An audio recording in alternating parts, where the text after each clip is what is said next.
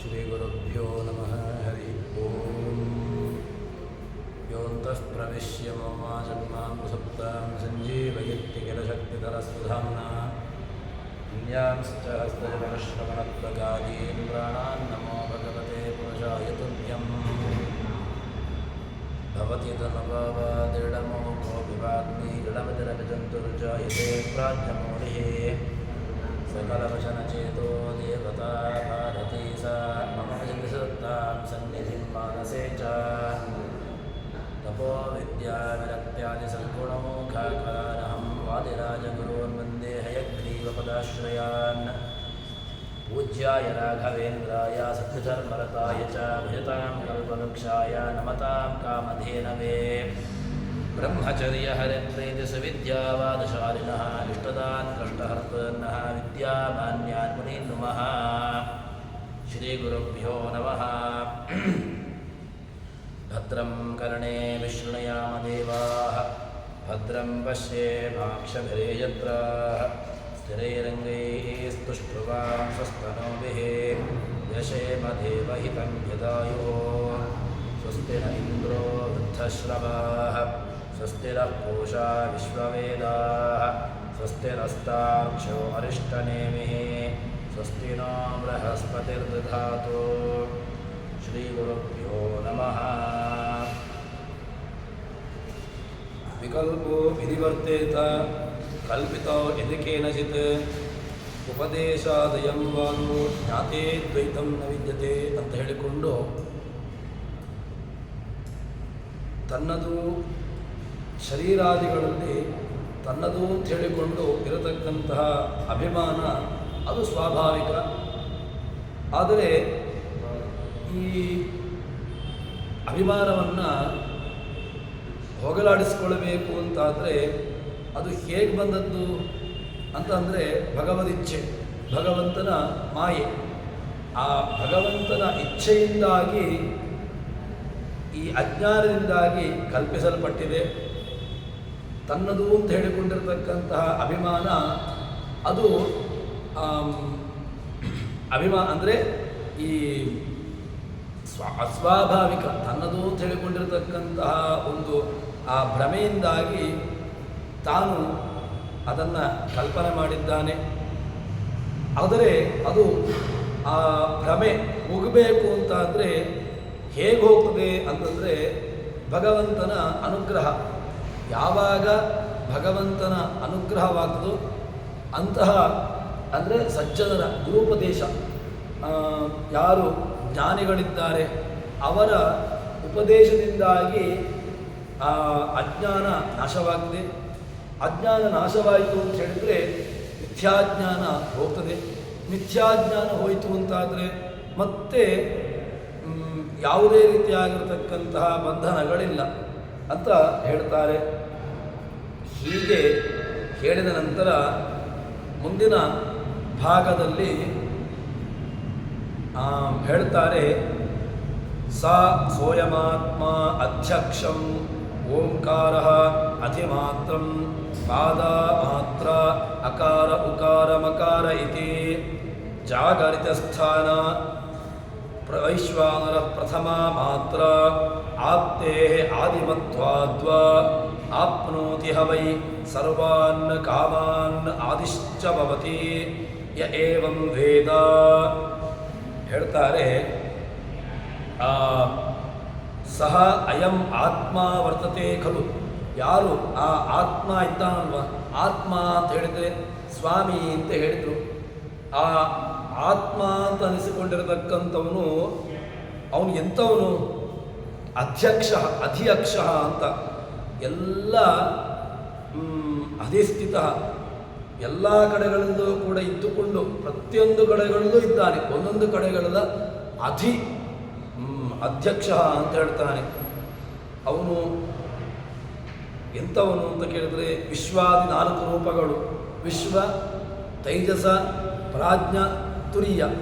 ಅದರಲ್ಲಿ ಸ ಅಯಂ ಆತ್ಮ ಅಧ್ಯಕ್ಷ ಓಂಕಾರ ಆದಿಮಾತ್ರಂ ಪಾದಮಾತ್ರ ಅಂತ ಹೇಳಿಕೊಂಡು ಆ ವಿಶ್ವಾದಿ 4 ರೂಪಗಳುಳ್ಳವನು. ಅವನು ಅವಿನಾಶಿ, ಯಾವುದೇ ರೀತಿಯಾಗಿರತಕ್ಕಂತಹ ವ್ಯವಸ್ಥೆ ಇಲ್ಲಾಗಿ ನಾಶ ಎಂಬುದಿಲ್ಲ ಅವನಿಗೆ. ಅವನಿಗೆ ನಾಶ ಯಾವ ಕಾರಣಕ್ಕೂ ಇಲ್ಲ, ಅವಿನಾಶಿ. ಅವನನ್ನು ಅವಿನಾಶಿ, ವಿನಾಶರಹಿತ ಅಂತ ಅವನನ್ನು ಹೇಳ್ತಾರೆ. ಮತ್ತು ವಿಶ್ವಾದಿ, ಪೂರ್ಣವಾಗಿರತಕ್ಕಂತಹ ವಿಶ್ವಾದಿ ಅಂಶಗಳುಳ್ಳವನು. ವಿಶ್ವಾದಿ ಅಂಶಗಳಿದ್ದುಕೊಂಡು ಅದೇ ರೀತಿಯಾಗಿ ಅಕಾರವಾಚ್ಯವಾಗಿರತಕ್ಕಂತಹ ವಿಶ್ವ, ಉಕಾರವಾಚ್ಯನಾಗಿರತಕ್ಕಂತಹ ತೇಜಸ, ಮಕಾರವಾಚ್ಯನಾಗಿರತಕ್ಕಂತಹ ಪ್ರಾಜ್ಞ. ಈ ಓಂಕಾರದಲ್ಲಿರತಕ್ಕಂತಹ ಮೊದಲ 3 ಮಾತ್ರೆಗಳು ಅಕಾರ, ಉಕಾರ, ಮಕಾರ. ಅದು ಅಕಾರ ವಿಶ್ವ, ತೈಜಸ ಉಕಾರ, ಪ್ರಾಜ್ಞ ಮಕಾರ. ಈ 3 ಮಾತ್ರೆಗಳು. ಈ 3ರಲ್ಲಿ ಒಂದೊಂದು ಭಗವಂತನ ರೂಪಗಳು. ಇನ್ನು ನಾದ ಅಕಾರ, ಉಕಾರ, ಮಕಾರ, ನಾದ, ಬಿಂದು, ಘೋಷ ಅಂತ ಹೇಳಿಕೊಂಡು ಆ ಓಂಕಾರದಲ್ಲಿರತಕ್ಕಂತಹ ಪ್ರತಿಯೊಂದು ಮಾತ್ರೆಗಳು. ಅದರಲ್ಲಿ ನಾದವಾಗಿ ಯಾರಿದ್ದಾನೆ ಅಂತ ಕೇಳಿದ್ರೆ ತುರಿಯ. ಹೀಗೆ ಅಕಾರ, ಉಕಾರ, ಮಕಾರವಾಗಿ ಆ ಎಲ್ಲ ಮಾತ್ರೆಗಳಲ್ಲಿದ್ದುಕೊಂಡು ಎಲ್ಲ ಕಡೆಗಳಲ್ಲೂ ಕೂಡ ತಾನು ಏನಾಗಿದ್ದಾನೆ ಅಂತಂದರೆ ಆ 4 ಅಂಶಗಳನ್ನು ಅಲ್ಲಿ ಹೇಳ್ತಾರೆ. ಈಗ ಮೊದಲಿಗೆ ಒಂದೊಂದನ್ನೇ ವಿಶ್ಲೇಷಣೆ ಮಾಡ್ತಾರೆ. ಯಾವುದು ಎಲ್ಲಿರತಕ್ಕಂತಹ ರೂಪ, ಯಾವ ರೂಪದಲ್ಲಿ ಭಗವಂತನ ರೂಪಗಳಿದೆ ಎಂಬುದನ್ನು ಪ್ರತಿಯೊಂದನ್ನು ಕೂಡ ಅದನ್ನು ಹೇಳ್ತಾ ಬರ್ತಾರೆ. 4 ಅಂಶಗಳಲ್ಲಿ ಏನು ವಿಶ್ವ, ತೇಜಸ, ಪ್ರಾಜ್ಞಾ ಅಂತ ಏನಿದೆ ತುರಿಯಾದಿಗಳು, ಅದರಲ್ಲಿ ಮೊದಲನೆಯದ್ದು ಯಾವುದು ವಿಶ್ವ ಅಂತ ಇಟ್ಟುಕೊಳ್ಳುವ. ಆ ವಿಶ್ವರೂಪವನ್ನು ನಾವು ಚಿಂತನೆ ಮಾಡುವುದು ಅಂತಾದರೆ ಕಣ್ಣಿನಲ್ಲಿ, ಬಲಗಣ್ಣಿನಲ್ಲಿ ಜೀವನ ಬಲಕಣ್ಣಿನಲ್ಲಿರ್ತಾನೆ ಅವನು. ಆ ಜೀವನ ಬಲಕಣ್ಣಿನಲ್ಲಿರ್ತಕ್ಕಂತಹ ಮೊದಲ ಅಂಶನಾಗಿರ್ತಕ್ಕಂತಹ ವಿಶ್ವ ಎಂಬಂತಹ ರೂಪ ಅವನು ಆ ಓಂಕಾರದ ಮೊದಲ ಅಕ್ಷರ ಯಾವುದು ಓಂ, ಆ ಅಕಾರ. ಅದು ಆ ಅಕಾರಕ್ಕೂ ವಿಶ್ವರೂಪಕ್ಕೂ ಅದರಲ್ಲಿ ನಾವು ಹೇಳ್ಬೋದು. ಅಂದರೆ ಅಕಾರವಾಚ್ಯನಾಗಿರ್ತಕ್ಕಂತಹ ರೂಪ ವಿಶ್ವರೂಪ ಅಂತ ಹೇಳ್ತಾರೆ. ಯಾಕೆ ಅಂತಂದರೆ ಜೀವನಿಗೆ ಅವನವನ ಯೋಗ್ಯತೆಗೆ ಅನುಸಾರವಾಗಿ ಭೋಗವಾಗಿರ್ತಕ್ಕಂತಹ ಈ ಜೀವನ ಭಗವಂತ ಆ ವಿಶ್ವರೂಪದಲ್ಲಿ, ಅಂದರೆ ಅಕಾರವಾಚನಾಗಿರತಕ್ಕಂತಹ ವಿಶ್ವರೂಪ ಜೀವನ ಬಲಗಣ್ಣಿನಲ್ಲಿದ್ದುಕೊಂಡು ಅವನ ಯೋಗ್ಯತಾನುಸಾರವಾಗಿ ಜೀವನಿಗೆ ಯಾವುದು ಯೋಗ್ಯತೆ ಇದೆ, ಜೀವನ ಯೋಗ್ಯತಾನುಸಾರವಾಗಿ ಭೋಗ್ಯವಾಗಿರ್ತಕ್ಕಂತಹ ವಿಷಯಗಳನ್ನು ಅಲ್ಲಿ ಕೊಡ್ತಾನೆ. ಇನ್ನು ಜೀವನು ಸುಷುಪ್ತ್ಯವಸ್ಥೆಯಿಂದ ಜಾಗೃತಾವಸ್ಥೆಗೆ ಬರುವಾಗ ಪ್ರಾಜ್ಞರೂಪ, ಸ್ವಪ್ನಾವಸ್ಥೆಯಿಂದಾಗಿ ಜಾಗೃತಾವಸ್ಥೆಗೆ ಬರುವಾಗ ತೈಜಸ ರೂಪ. ಈ 2 ಅವಸ್ಥೆಗಳಿಂದಾಗಿ ಮೊದಲನೇ ವ್ಯವಸ್ಥೆ ಏನು ಅಂತ ಕೇಳಿದ್ರೆ ಸುಪ್ತ್ಯವಸ್ಥೆಗೆ ಹೋಗಿರ್ತಾರೆ. ಸುಪ್ತ್ಯವಸ್ಥೆಗೆ ಹೋದಾಗ ಸುಪ್ತಿಯಿಂದ ಎದ್ದೇಳುವಾಗ, ಅಂದರೆ ಅವನು ಜಗತ್ತಿನ ಪ್ರಾಪಂಚಿಕವಾಗಿರತಕ್ಕಂತಹ ವ್ಯವಸ್ಥೆಗೆ ಅವನು ಎಚ್ಚರನಾಗುವಾಗ, ಇನ್ನು ಸ್ವಪ್ನಾವಸ್ಥೆಯಿಂದಾಗಿ ಜಾಗೃತಾವಸ್ಥೆಗೆ ಬರುವಾಗ ತೈಜಸ. ಈ ರೂಪಗಳು ಯಾವುದು, ಈ 2 ರೂಪಗಳು ಅಲ್ಲಿ ಕಾರಣವಾಗಿರ್ತದೆ. ತೈಜಸ ರೂಪವೂ ಇರ್ತದೆ, ಅದೇ ರೀತಿಯಾಗಿ ಪ್ರಾಜ್ಞರೂಪ, ತೈಜಸ ಪ್ರಾಜ್ಞ 2 ರೂಪಗಳು ಅಲ್ಲಿ ನಿಯಾಮಕವಾಗಿರ್ತದೆ ಅಂತ ಹೇಳ್ತಾರೆ. ತದನಂತರದಲ್ಲಿ ಅಕಾರವಾಚ್ಯನಾಗಿರತಕ್ಕಂತಹ ವಿಶ್ವನನ್ನು ನಾವು ಮೊದಲಿಗೆ ಉಪಾಸನೆ ಮಾಡಬೇಕು. ಆಪ್ನೋತಿ ವೈಶ್ವಾನರ ಪ್ರಥಮ ಮಾತ್ರ, ಯಾವ ಜಾಗರ್ತಿ ಸ್ಥಾನ ವೈಶ್ವಾನರ ಪ್ರಥಮ ಮಾತ್ರ, ಅವನು ಮೊದಲ ಮಾತ್ರೆ, ಮೊದಲನೆಯ ಸ್ಥಾನದಲ್ಲಿರ್ತಕ್ಕಂಥವನು. ಅವನು ಎಂಥವನು ಅಂತ ಕೇಳಿದ್ರೆ ಆಪ್ತೇ ಆದಿಮತ್ವಾತ್, ಆಪ್ತಿ, ಅವನು ಆಪ್ತ. ಯಾಕೆ ಅಂತಂದರೆ ಆಪ್ನೋತಿ ಹವೈ ಸರ್ವಾನ್ ಕಾಮಾನ್ ಆದಿಶ್ಚ ಭವತಿ. ಆಪ್ತಿ ಎಲ್ಲವನ್ನೂ ಕೂಡ ಪಡ್ಕೊಳ್ತಾನಂತೆ ಜೀವ ಸಕಲ ವಿಧವಾಗಿರತಕ್ಕಂತಹ ಭೋಗಗಳನ್ನು ಹೊಂದುವಂತಹದ್ದು ಹೇಗೆ ಅಂತ ಕೇಳಿದರೆ ಈ ವಿಶ್ವನ ಉಪಾಸನೆ, ವಿಶ್ವನ ಉಪಾಸನೆಯಿಂದಾಗಿ ಯಾರು ವಿಶ್ವನಾಮಕನಾಗಿರ್ತಕ್ಕಂತಹ ಭಗವಂತನ ಉಪಾಸನೆಯನ್ನು ಚೆನ್ನಾಗಿ ಮಾಡ್ತಾನೆ ಅಂಥವನಿಗೆ ಮುಕ್ತಿಯೂ ಕೂಡ ಆಗ್ಬೋದು ಅಂತ ಹೇಳ್ತಾರೆ. ಮುಕ್ತಿಯಾಗುವಂತಹದ್ದು ಕೂಡ ಒಳ್ಳೆಯ ಮುಕ್ತಿ ಸಿಗಬೇಕು ಅಂತಾದರೂ ಕೂಡ ವಿಶ್ವನ ಉಪಾಸನೆ ಚೆನ್ನಾಗಿ ವಿಶ್ವನಾಮಕನಾಗಿರ್ತಕ್ಕಂತಹ ಭಗವಂತನ ಉಪಾಸನೆಯನ್ನು ಮಾಡಿದ್ರಿಂದಾಗಿ ಮುಕ್ತಿಗೂ ಕೂಡ ಅವನಿಗೆ ಸಿಗುವಂತಹ ಒಂದು ಲಭಿಸ್ತದೆ ಅಂತ ಹೇಳ್ತಾರೆ. ಹೀಗೆ ವಿಶ್ವನ ಉಪಾಸನೆಯಿಂದಾಗಿ ಅಷ್ಟು ದೊಡ್ಡ ಸ್ಥಾನವನ್ನು ಪಡ್ಕೊಳ್ತಾನೆ ಅಂತ ಹೇಳ್ತಾರೆ. ತದನಂತರದಲ್ಲಿ ಎಂಥವನು ಅದನ್ನು ಇನ್ನಷ್ಟು ಬಿಡಿಸ್ತಾರೆ. ಅಧಿಕಂ ಸರ್ವತಃ ಅವಿನಾಶಿ ಅಧ್ಯಕ್ಷರಂ ಅಂತ. ಯಾಕೆ ಎಲ್ಲರಿಗಿಂತಲೂ ಕೂಡ ಅಧ್ಯಕ್ಷಂ ಅಂತ ಒಂದು ಶಬ್ದವನ್ನು ಉಪನಿಷತ್ತು ಹೇಳಿದೆ. ಯಾಕೆ ಹೇಳಿದೆ ಅಂತ ಕೇಳಿದ್ರೆ, ಉತ್ತಮ ಅವಿನಾಶಿ ಆದ್ದರಿಂದಾಗಿ ಅವನು ಅಧ್ಯಕ್ಷ. ಎರಡು ಕಾರಣಗಳಿಂದಾಗಿ ಅಧ್ಯಕ್ಷ ಅಂತ ಹೇಳ್ತಾರೆ. ಒಂದೇನು ಉತ್ತಮ, ಮತ್ತೊಂದು ಅವಿನಾಶಿ, ಅವನಿಗೆ ನಾಶ ಇಲ್ಲ, ಆದ್ದರಿಂದಾಗಿ ಅವನನ್ನು ಅಧ್ಯಕ್ಷ ಅಂತ ಹೇಳ್ತಾರೆ. ಇನ್ನೊಂದೇನು ಅಂತ ಕೇಳಿದ್ರೆ ಅಕ್ಷಿ, ಯಾರೋ ಬಲಗಣ್ಣಿನಲ್ಲಿ ಇರ್ತಾನೆ ಅಧ್ಯಕ್ಷ, ವಿಶ್ವಾದಿಗಳ ಅಂಶಗಳಲ್ಲಿದ್ದುಕೊಂಡು ಅವನು ಅಧ್ಯಕ್ಷ ಅಂತ ಅನಿಸಿಕೊಳ್ತಾನೆ. ಅದು ಒಂದು ಕಾರಣ. ತದನಂತರದಲ್ಲಿ ಅಕಾರನಾಗಿರತಕ್ಕಂಥವನು ಅವನು ವಿಶ್ವ ಎಂಬಂತಹ ಪರಮಾತ್ಮ, ವಿಶ್ವನಾಮಕನಾಗಿರ್ತಕ್ಕಂತಹ ಪರಮಾತ್ಮ ಅಕಾರ ವಾಚ್ಯನಾಗಿ ಅಕಾರದ ಅಂಶದಲ್ಲಿದ್ದಾನೆ. ಆದ್ದರಿಂದಾಗಿಯೂ ಕೂಡ ಅವನನ್ನು ಅಧ್ಯಕ್ಷ ಅಂತ ಹೇಳ್ತಾರೆ.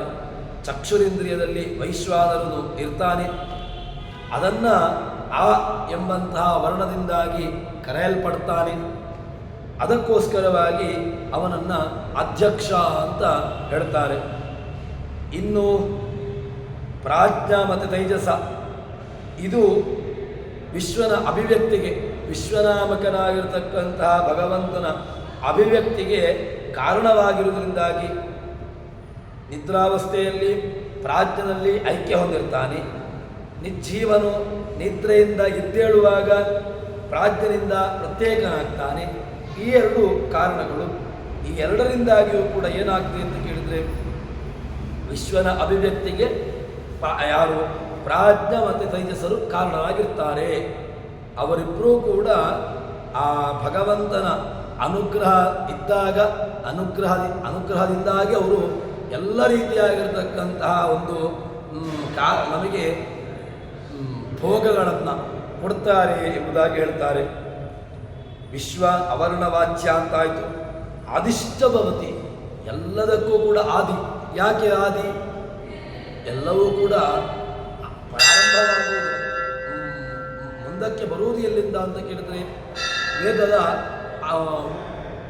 ವೇದದ ಓಂಕಾರದಿಂದಾಗಿ.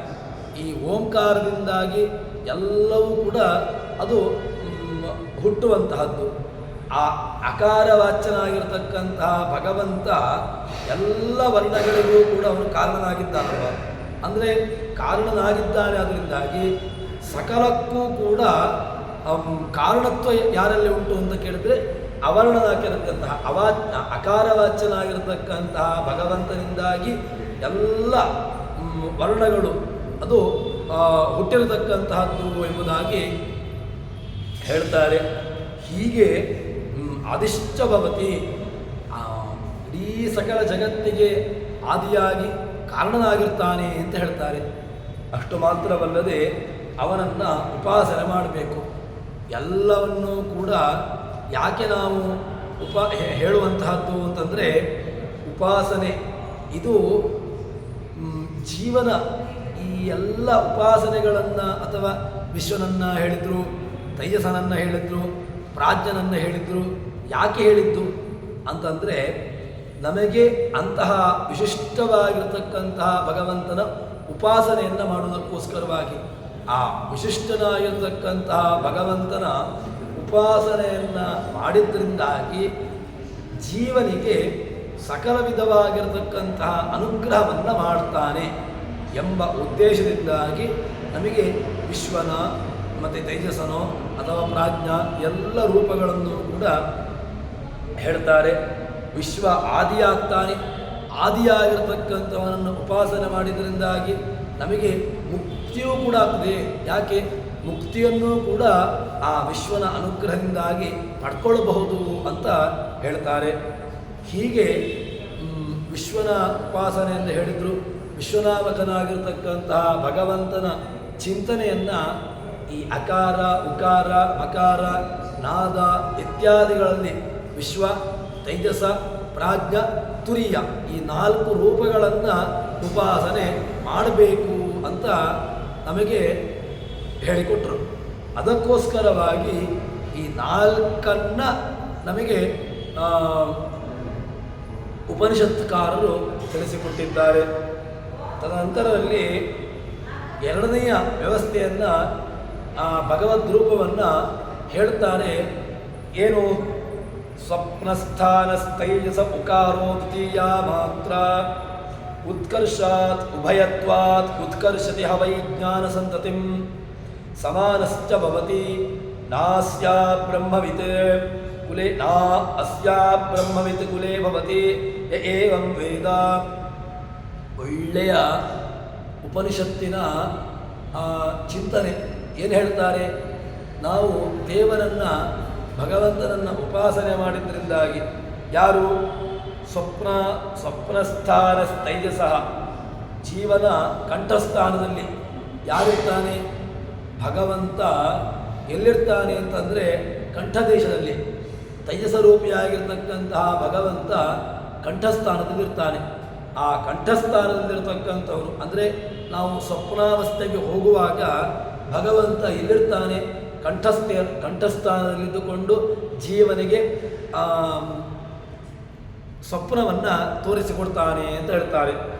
ಆ ಕಂಠದಲ್ಲಿ ಜೀವನ ಕಂಠದಲ್ಲಿರ್ತಕ್ಕಂತಹ ಭಗವಂತನ 2ನೆಯ ಅಂಶ ಅದು ತೈಜಸ.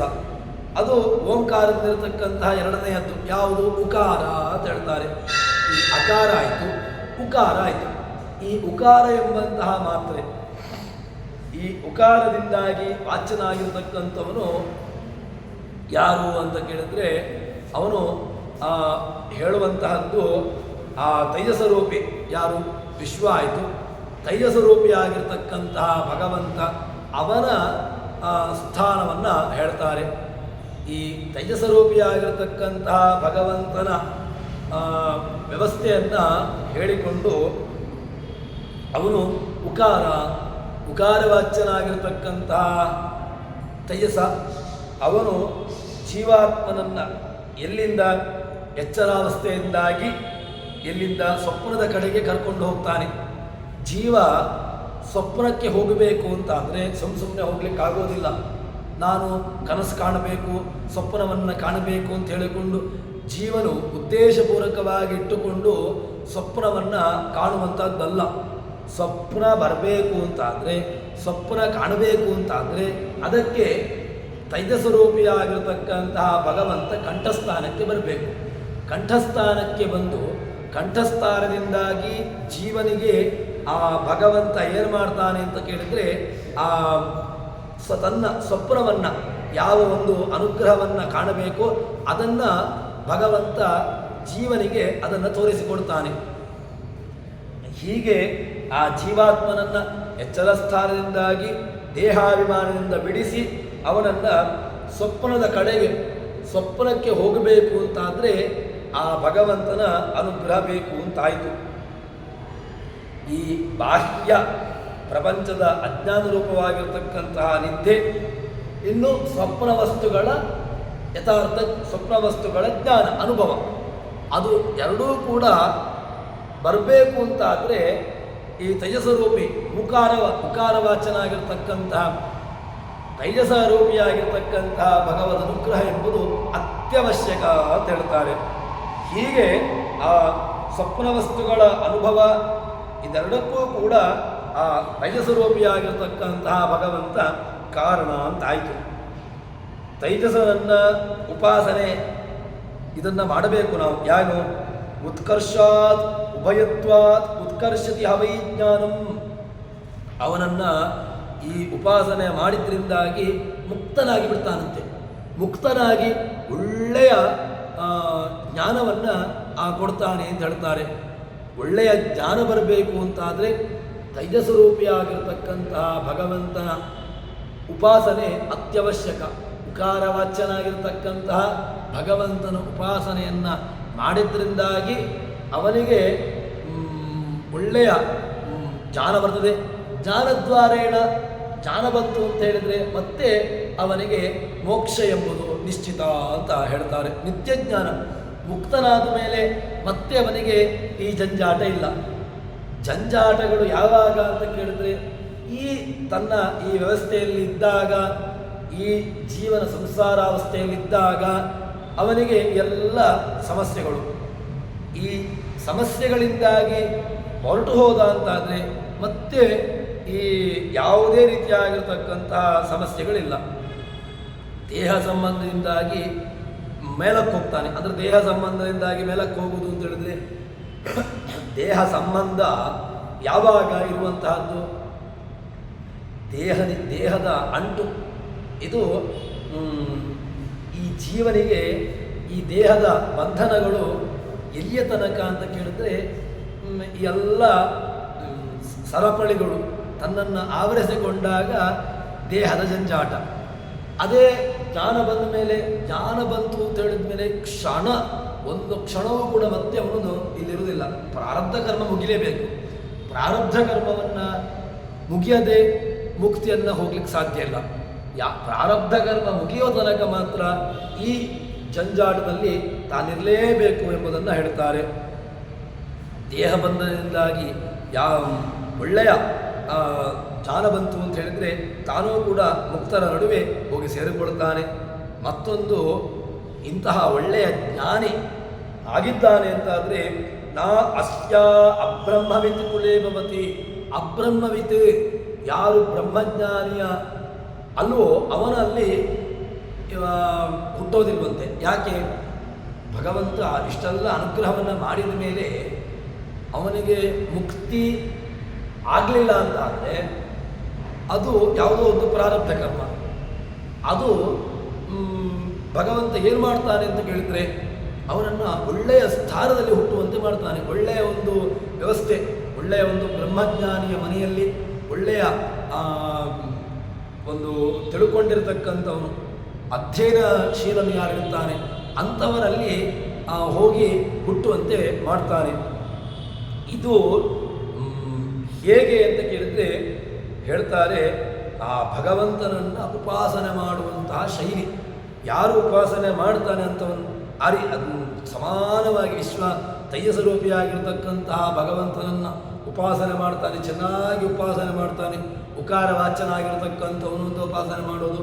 ಅದೇ ರೀತಿಯಾಗಿ ತನ್ನನ್ನು ಎಚ್ಚರಾವಸ್ಥೆಯಲ್ಲಿರತಕ್ಕಂಥವನ್ನ ದೇಹಾಭಿಮಾನದಿಂದ ಬಿಡಿಸಿ ಸ್ವಪ್ನದ ಪ್ರಪಂಚಕ್ಕೆ ಕರೆದುಕೊಂಡು ಹೋಗುವನು ಅಂತ. ಈ ಸ್ವಪ್ನ ಬಾಹ್ಯ ಪ್ರಪಂಚದ ನಿದ್ದೆ, ಸ್ವಪ್ನ ವಸ್ತುಗಳ ಅನುಭವ, ಇದೆರಡನ್ನೂ ಕೂಡ ಕೊಡುವಂತಹದ್ದು ಯಾರು ಅಂತ ಕೇಳಿದರೆ ತೈಜಸನ ಅನುಗ್ರಹದಿಂದಾಗಿ ಜೀವನು ಈ ಬಾಹ್ಯ ಪ್ರಪಂಚದಿಂದಾಗಿ ಜಾರಿ ಅವನು ಸ್ವಪ್ನದ ಪ್ರಪಂಚದ ಕಡೆಗೆ ಹೋಗ್ತಾನೆ. ಇದು ಹೋಗುವಂತಹದ್ದು ಭಗವಂತ ಆ ತೇಜಸ್ವರೂಪಿಯಾಗಿರ್ತಕ್ಕಂತಹ ಭಗವಂತನ ಅನುಗ್ರಹದಿಂದಾಗಿ ಅಂತ ಹೇಳ್ತಾರೆ. ಅದಕ್ಕೆ ಇಲ್ಲಿ ಈ ಒಂದೊಂದು ಶಬ್ದಕ್ಕೂ ಕೂಡ ಭಾಷ್ಯಕಾರರು ಅದನ್ನು ಬಿಡಿಸ್ತಾರೆ. ಯಾರು? ಉತ್ಕರ್ಷಾತ್ ಉಭಯತ್ವಾತ್ ಉತ್ಕರ್ಷತಿ ಹವೈ ಜ್ಞಾನಂ ಒಂದು ಉಂಟಲ್ವ. ಉತ್ಕರ್ಷತಿ ನಮ್ಮನ್ನು ಮೇಲಕ್ಕೆತ್ತಾನಂತೆ. ಶರೀರಾಭಿಮಾನಾತ್ ಉತ್ಥಾಪ್ಯ ಕರ್ಷಯತಿ ಇದು ಉತ್ಕರ್ಷ. ಉತ್ಕರ್ಷ ಅಂತ ಹೇಳಿದ್ರೆ ಇಲ್ಲಿಂದ ನಮ್ಮನ್ನು ಎದ್ದೇಳಿಸುವಂತಹದ್ದು. ಯಾರನ್ನ?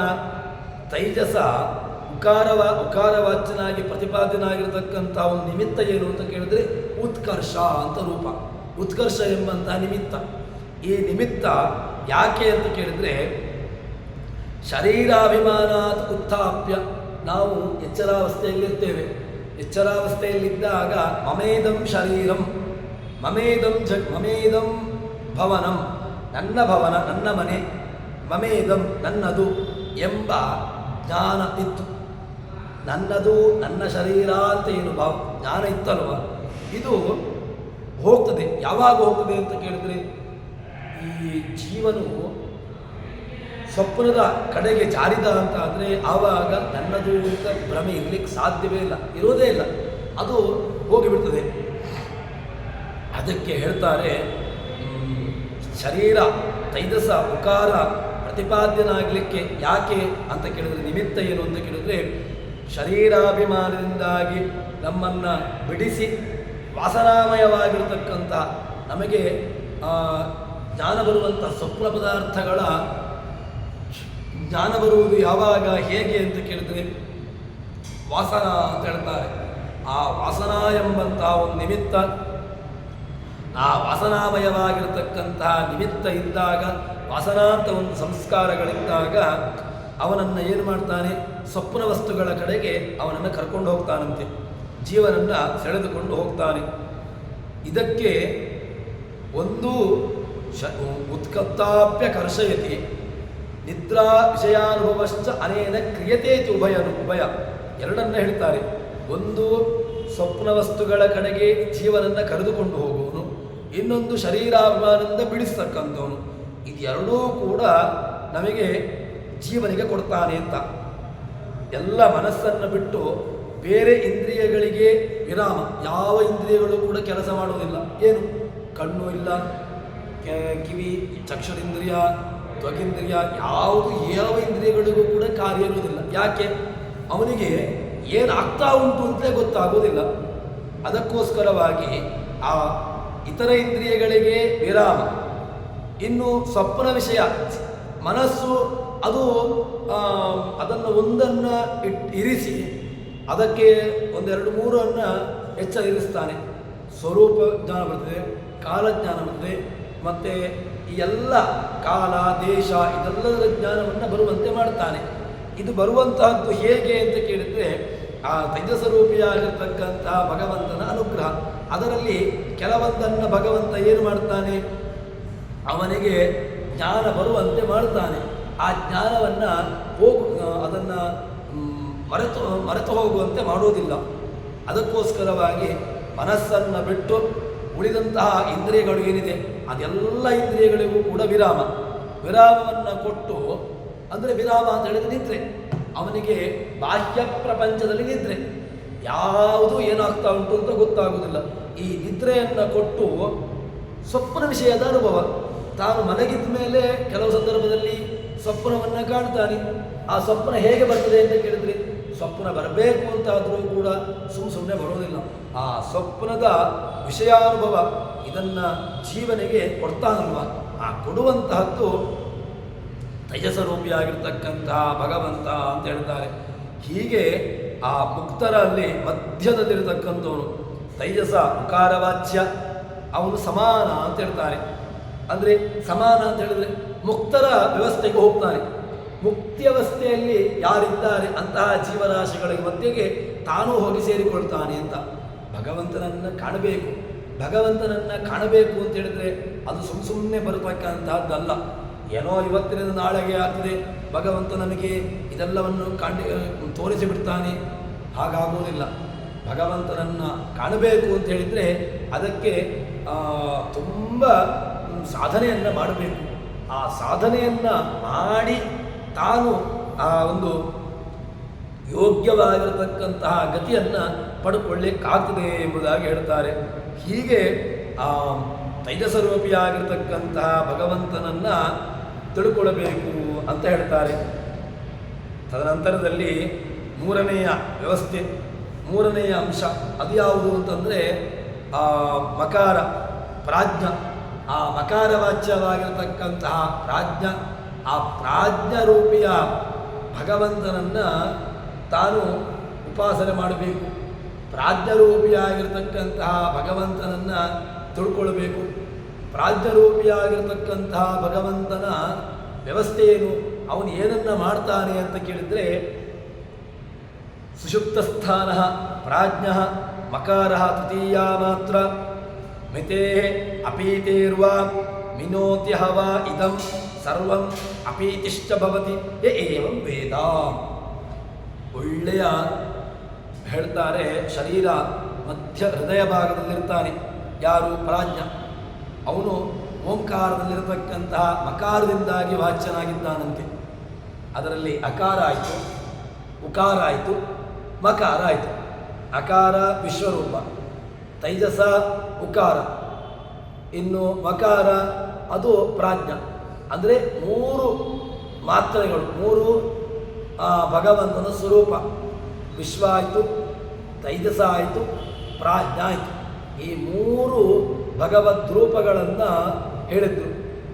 ಅದರಲ್ಲಿ ಎಲ್ಲಿರ್ತಾನೆ ಅಂತ ಹೇಳಿದ್ರೆ ಭಗವಂತನ ಹೃದಯ, ನಮ್ಮ ಜೀವನ ಹೃದಯ ಭಾಗದಲ್ಲಿರ್ತಾನಂತೆ ಆ ಪ್ರಾಜ್ಞ. ಅವನು ಮಕಾರದಿಂದ ವಾಚ್ಯನಾಗಿದ್ದಾನೆ. ಏನು ಮಾಡ್ತಾನೆ? ನಿದ್ರಾವಸ್ಥೆಯಲ್ಲಿ ಜೀವನನ್ನು ತನ್ನ ಒಳಗೆ ಸೇರಿಸಿಕೊಳ್ತಾನೆ. ಬಾಹ್ಯ ಪದಾರ್ಥಗಳ ಯಾವ ಜ್ಞಾನವನ್ನು ಕೊಡೋದೇ ಇಲ್ಲ. ಸುಷುಪ್ತಿಗೆ ಹೋದಾಗ ಬಾಹ್ಯ ಪ್ರಪಂಚದ ಕಿಂಚಿತ್ತೂ ಅರಿವೇ ಇರುವುದಿಲ್ಲ. ಎಲ್ಲಿಯಾದರೂ ಕೂಡ ಸ್ವಪ್ನಾವಸ್ಥೆಯಲ್ಲಿ ಬಾಹ್ಯದ ಜ್ಞಾನವನ್ನು ಕಿಂಚಿತ್ತಾದರೂ ಹೇಳಬಹುದು.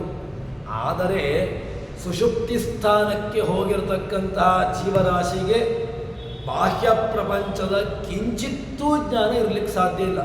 ಯಾವುದೇ ಜ್ಞಾನ ಸುಷುಪ್ತಿ ಅವಸ್ಥೆಯಲ್ಲಿ ಬರುವುದೇ ಇಲ್ಲ ಅಂತ ಹೇಳ್ತಾರೆ. ಆ ಸುಷುಪ್ತಿ ಅವಸ್ಥೆಯಲ್ಲಿ ಏನಾಗಿರ್ತದೆ? ಬಾಹ್ಯ ಪದಾರ್ಥಗಳ ಏನೂ ಜ್ಞಾನವೂ ಇರುವುದಿಲ್ಲ ಅವನಿಗೆ. ಅದರ ಆ ಜ್ಞಾನವನ್ನು ಲಯಗೊಳಿಸಿ ಬಿಡ್ತಾನೆ. ಅದಕ್ಕೋಸ್ಕರ ಇವನನ್ನು ಏನು ಮಾಡಬೇಕು? ಮಿತೇರಪೀತೇರುವ ಎಲ್ಲವನ್ನೂ ಕೂಡ ನಿದ್ರಾವಸ್ಥೆಯಲ್ಲಿ ಜೀವನನ್ನೂ ತನ್ನೊಳಗೆ ಎಳೆದುಕೊಳ್ತಾನೆ. ಇನ್ನು ಬಾಹ್ಯ ಪ್ರಪಂಚಗಳ ಜ್ಞಾನವನ್ನೂ ಕೂಡ ಬರದಂತೆ ಮಾಡ್ತಾನೆ. ಬಾಹ್ಯ ಪ್ರಪಂಚದ ಯಾವುದು ಏನು, ಎಲ್ಲಿದ್ದಾನೆ, ಎಲ್ಲಿ ಮಲಗಿದ್ದಾನೆ, ಯಾವ ರೀತಿಯಾಗಿರ್ತಕ್ಕಂಥ ಹೊರಗಿನ ಬಾಹ್ಯದ ವ್ಯವಸ್ಥೆಗಳಿದೆ, ಇದು ಯಾವುದೂ ಅವನಿಗೆ ಜ್ಞಾನ ಬರೋದಿಲ್ಲ. ಯಾಕೆ? ಭಗವಂತ ಅವನನ್ನು ಪೂರ್ತಿ ಆವರಿಸಿಕೊಂಡು ಬಿಡ್ತಾನೆ. ಪ್ರಾಜ್ಞರೂಪಿಯಾಗಿರ್ತಕ್ಕಂಥ ಭಗವಂತ ಯಾವಾಗ ಆಲಿಂಗನೆ ಮಾಡಿರ್ತಾನೋ ಆ ಪ್ರಾಜ್ಞರೂಪಿಯಾಗಿರ್ತಕ್ಕಂತಹ ಭಗವಂತನ ಆಲಿಂಗನಕ್ಕೆ ಒಳಗಾಗಿರ್ತಕ್ಕಂತಹ ಆ ಜೀವ ಅವನಿಗೆ ಹೊರಗಿನ ಬಾಹ್ಯವಾಗಿರತಕ್ಕಂತಹ ಕಿಂಚಿತ್ತೂ ಜ್ಞಾನವೂ ಬರುವುದಿಲ್ಲ ಅಂತಾಯಿತು. ಮತ್ತು ಈ ಪ್ರಾಜ್ಞನನ್ನು ಇದೇ ಈ ಏನು ವ್ಯವಸ್ಥೆಯಲ್ಲಿ ಇದನ್ನೇ ತಿಳ್ಕೊಳ್ಬೇಕು. ಅವನನ್ನು ಎಲ್ಲ ಜ್ಞಾನಗಳನ್ನು ಕೂಡ ಲಯ ಮಾಡ್ತಾನೆ. ಅದೇ ರೀತಿಯಾಗಿ ಜೀವನನ್ನು ಕೂಡ ತನ್ನೊಳಗೆ ಎಳೆದುಕೊಳ್ಳುತ್ತಾನೆ, ಜೀವನನ್ನು ಕೂಡ ಆವರಿಸಿಕೊಳ್ಳುತ್ತಾನೆ ಎಂಬುದಾಗಿ ತಿಳ್ಕೊಳ್ಬೇಕು. ಹೀಗೆ ತಿಳ್ಕೊಂಡದ್ರಿಂದಾಗಿ ಏನಾಗ್ತದೆ ಅಂತ ಕೇಳಿದ್ರೆ, ತನ್ನ ಜ್ಞಾನದ ಪ್ರಕಾಶದಲ್ಲಿ ಅಂತರ್ಗತನಾಗಿ ಮಾಡಿಕೊಳ್ತಾನೆ, ಎಲ್ಲವನ್ನೂ ತಿಳಿದುಕೊಂಡವನಾಗ್ತಾನೆ.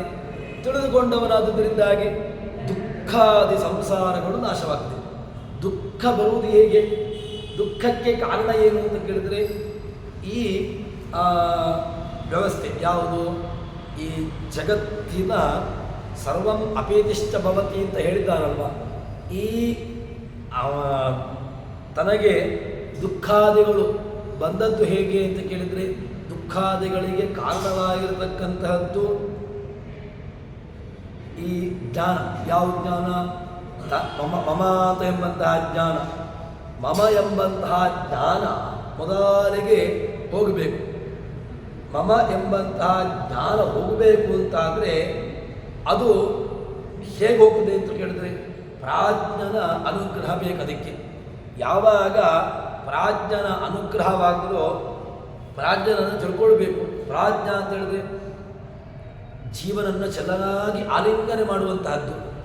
ಜೀವ ಪ್ರಾಜ್ಞರೂಪಿಯಾಗಿರ್ತಕ್ಕಂತಹ ಭಗವಂತನ ಒಂದು ಆಲಿಂಗನೆಗೆ ಒಳಗಾದ ಅಂತಾದರೆ ಅವನಿಗೆ ಈ ಬಾಹ್ಯದ ಪ್ರಪಂಚದ ಯಾವ ಜ್ಞಾನವೂ ಇಲ್ಲ, ಅವನಿಗೆ ಬರೋದೇ ಇಲ್ಲ. ಯಾಕೆ? ಭಗವಂತ ಅಷ್ಟು ಅವನನ್ನು ಆವರಿಸಿಕೊಂಡು ಬಿಡ್ತಾನೆ. ಆ ಜೀವನನ್ನು ಭಗವಂತ ಏನು ಮಾಡ್ತಾನೆ? ಅವನನ್ನು ಆವರಿಸಿ ಅವನಿಗೆ ಯಾವ ಬಾಹ್ಯವಾಗಿರತಕ್ಕಂತಹ ಹೊರಗಿನ ಜ್ಞಾನವೇ ಬರದಂತೆ ಮಾಡಿಬಿಡ್ತಾನೆ. ಬಾಹ್ಯವಾಗಿರತಕ್ಕಂತಹ ಜ್ಞಾನ ಹೋಯಿತು ಅಂತಾದರೆ ಏನೂ ಆಗ್ತಾ ಉಂಟು ಗೊತ್ತಾಗೋದಿಲ್ಲ ಅವನಿಗೆ. ಅದಕ್ಕೋಸ್ಕರವಾಗಿ ಆ ಜ್ಞಾನದಲ್ಲಿ ಅವನನ್ನು ಅಂತರ್ಗತನ ಮಾಡಿ ಅವನನ್ನು ಏನು ಮಾಡ್ತಾನೆ, ಎಲ್ಲವನ್ನು ತಿಳ್ಕೊಂಡವನನ್ನಾಗಿ ಮಾಡ್ತಾನಂತೆ. ಮಾಡಿ ಈ ದುಃಖಾದಿ ಸರ್ವಂ ಅಪೀತಿಷ್ಟ ಭವತಿ, ಈ ಯಾವುದರಲ್ಲಿ ದುಃಖಾದಿ ಸಂಸಾರ ನೀಗಬೇಕು ಅಂತಾದರೆ ಹೇಗೆ ಹೋಗ್ತದೆ? ದುಃಖಾದಿ ಸಂಸಾರ ಅಷ್ಟು ಪಕ್ಕದಲ್ಲಿ ಹೋಗೋದಿಲ್ಲ. ಸಂಸಾರ ಹೋಗುವಂತಹದ್ದು ಯಾವಾಗ? ಸಂಸಾರ ಹೋಗಬೇಕು ಅಂತಾದರೆ ಅದಕ್ಕೆ ಸಂಸಾರದ ನೌಕೆಯನ್ನು, ಅಂದರೆ ದುಃಖಭರಿತವಾಗಿರತಕ್ಕಂಥ ಸಂಸಾರವನ್ನು ಯಾರು ನಮ್ಮನ್ನು ಈ ದುಃಖವಾಗಿರ್ತಕ್ಕ ಸಂಸಾರದಿಂದಾಗಿ ದಾಟಿಸಲಿಕ್ಕೆ ಸಾಮರ್ಥ್ಯವುಳ್ಳವನು ಅವನಲ್ಲಿ ಹೋಗಿ ಕೇಳಬೇಕು. ಅದು ಯಾರು ಅಂತ ಕೇಳಿದ್ರೆ ಅದು ಭಗವಂತ. ಅದಕ್ಕೋಸ್ಕರವಾಗಿ ಅವನನ್ನು ತಿಳ್ಕೊಳ್ಬೇಕು ಅಂತ ಹೇಳ್ತಾರೆ. ಈಗ ಹಿಂದೆ ಹೇಳಿರತಕ್ಕಂತಹ ಪ್ರಮಾಣಗಳು ಏನಿದೆ ಅದನ್ನು ಒಳ್ಳೆಯ ಮತ್ತಷ್ಟು ವಿವರಿಸ್ತಾರೆ. ಮಿತೇ ಅಧಿಕತ್ವಾಚ ನಿತ್ಯತ್ವಾತ್ ಅಧ್ಯಕ್ಷಂ ಉದಾಹೃತಂ ಅಂತ. ಭಗವಂತ ಅಧ್ಯಕ್ಷ. ಯಾಕೆ ಅಧ್ಯಕ್ಷ ಭಗವಂತ ಅಂತಂದರೆ ಅಧಿಕತ್ವಾತ್ ನಿತ್ಯತ್ವಾತ್ ಅಧ್ಯಕ್ಷ. ಭಗವಂತ ಅಧ್ಯಕ್ಷ. ಯಾಕೆ ಅಧ್ಯಕ್ಷ ಅಂತ ಕೇಳಿದರೆ ಭಗವಂತ ಅಧಿಕ. ಭಗವಂತ ಎಲ್ಲ ಜಗತ್ತಿನಲ್ಲಿರತಕ್ಕಂತಹ ಯಾವುದೆಲ್ಲ ಪದಾರ್ಥಗಳಿದೆ ಅದೆಲ್ಲದಕ್ಕೂ ಕೂಡ ಭಗವಂತ ಅಧಿಕ. ಆದ್ದರಿಂದಾಗಿ ಭಗವಂತ ಅಧಿಕ. ಇನ್ನು ಅಧ್ಯಕ್ಷ. ಭಗವಂತ ನಿತ್ಯತ್ವಾತ್. ಭಗವಂತ ನಿತ್ಯ ಅವಿನಾಶಿ. ಭಗವಂತನಿಗೆ ಯಾವ ಕಾಲಕ್ಕೂ ಕೂಡ ನಾಶ ಎಂಬುದಿಲ್ಲ.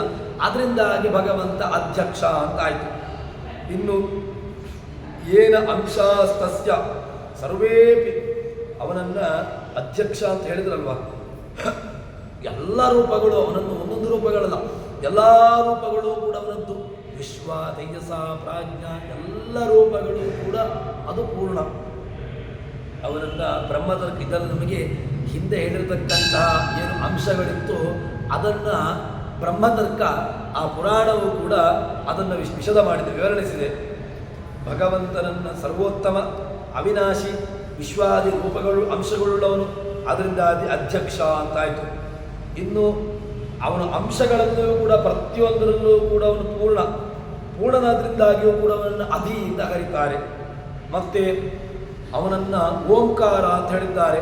ಅದರಲ್ಲಿ ಮೊದಲ ಅಕ್ಷರ ಓಂಕಾರದಲ್ಲಿರತಕ್ಕಂತಹ ಮೊದಲ ವರ್ಣ ಯಾವುದು? ಅ. ಅಕಾರದಿಂದಾಗಿ ಅಕಾರ, ಉಕಾರ, ಮಕಾರ, ನಾದ, ವಿಶ್ವ, ತೈಜಸ, ಪ್ರಾಜ್ಞ, ಈ ಮೂರು ರೂಪಗಳು. ಈ ಮೂರು ರೂಪಗಳಲ್ಲಿ ಮೊದಲ ರೂಪ ಯಾವುದು? ವಿಶ್ವ. ಅದು ಅಕಾರವಾಚ್ಯ. ಅಕಾರವಾಚ್ಯವಾಗಿರತಕ್ಕಂಥವನಿಗೆ ಏನು ಓಂಕಾರವಾಚ್ಯ ಮೊದಲ ಅಂಶವಾಗಿರತಕ್ಕಂಥ ವಿಶ್ವ, ಅವನು ಏನು ಮಾಡ್ತಾನೆ? ಜೀವನಿಗೆ ವಿಷಯ ಪದಾರ್ಥಗಳ ಸಂಬಂಧ. ವಿಷಯ ಪದಾರ್ಥಗಳ ಸಂಬಂಧ ಹೇಗೆ? ವಿಷಯ ಪದಾರ್ಥಗಳ ಸಂಬಂಧ ಜೀವನಿಗೆ ಬರುವಂತಹದ್ದು ಆ ವಿಶ್ವನ ಅನುಗ್ರಹದಿಂದಾಗಿ. ವಿಶ್ವನ ಅನುಗ್ರಹ ಬಂತು ಅಂತ, ವಿಶ್ವನ ಅನುಗ್ರಹ ಇದ್ದರೆ ಮಾತ್ರ ಅವನಿಗೆ ಏನಾಗ್ತದೆ? ಆ ಹೊರಗಿನ ಬಾಹ್ಯವಾಗಿರ್ತಕ್ಕಂತಹ ಪ್ರಪಂಚ, ಹೊರಗಿನ ಲೌಕಿಕವಾಗಿರ್ತಕ್ಕಂತಹ ಪ್ರಪಂಚದ ಜ್ಞಾನ ಬರುವುದು ಹೇಗೆ ಅಂತ ಕೇಳಿದರೆ ಆ ವಿಶ್ವನ ಅನುಗ್ರಹ. ವಿಶ್ವನ ಅನುಗ್ರಹ ಉಂಟು ಅಂತಾದರೆ ಅವನಿಗೆ ಬಾಹ್ಯವಾಗಿರ್ತಕ್ಕಂತಹ ಪ್ರಪಂಚದ ಜ್ಞಾನವನ್ನು ಹೇಳ್ತಾರೆ. ತದನಂತರದಲ್ಲಿ ಆ ಅಕಾರವಾಚ್ಯನಾಗಿದ್ದಾನೆ ಅಂತ ಹೇಳ್ತಾರೆ. ಇನ್ನು ಪ್ರಾಜ್ಞ, ತೈಜಸ, ಇವನು ಅತ್ಯಂತ ಅಭಿನ್ನ. ಯಾಕೆ? ಪ್ರಾಜ್ಞ ತೈಜಸ ರೂಪಗಳಿಂದ ಐಕ್ಯ ಹೊಂದಿ ಮತ್ತೆ ಅವನು ಹೊರಕ್ಕೆ ಬರ್ತಾನೆ. ಅದರಲ್ಲಿ ಒಂದು ರೂಪಗಳಿಂದಾಗಿ ಜ್ಞಾನವನ್ನು ತರಿಸಿಕೊಡ್ತಾನೆ, ಇನ್ನೊಂದು ರೂಪಗಳಿಂದಾಗಿ ಅವನಿಗೆ ಆ ಬಾಹ್ಯವಾಗಿರ್ತಕ್ಕಂತಹ ಪ್ರಪಂಚದಿಂದಾಗಿ ಅವನನ್ನು ಹೊರಕ್ಕೆ ಎಳ್ಕೊಂಡು ಬರ್ತಾನೆ. ಆದ್ದರಿಂದಾಗಿ ಅವನನ್ನು ಅಧಿ ಅಂತ ಕರೆದದ್ದು. ಹೀಗೆ ಭಗವಂತನನ್ನು ತಿಳ್ಕೊಳ್ಬೇಕು ಎಂಬುದಾಗಿ ನಮಗೆ ಉಪನಿಷತ್ತು ಹೇಳ್ತದೆ. ತದನಂತರದಲ್ಲಿ ಮುಂದಿನ ಇನ್ನಷ್ಟು ಆ ವಿಶ್ವ, ತೈಜಸ, ಪ್ರಾಜ್ಞ, ತುರಿಯ ಇದರ ಇನ್ನಷ್ಟು ವಿವರಣೆಗಳನ್ನು ಮುಂದಕ್ಕೆ ಸೇರಿದಾಗ ಅಂತ ಹೇಳುವಲ್ಲಿ ಹರಿಪ್ರಿಯತಾ ಶ್ರೀಕೃಷ್ಣ ಅರ್ಪಿತಮಸ್ತು.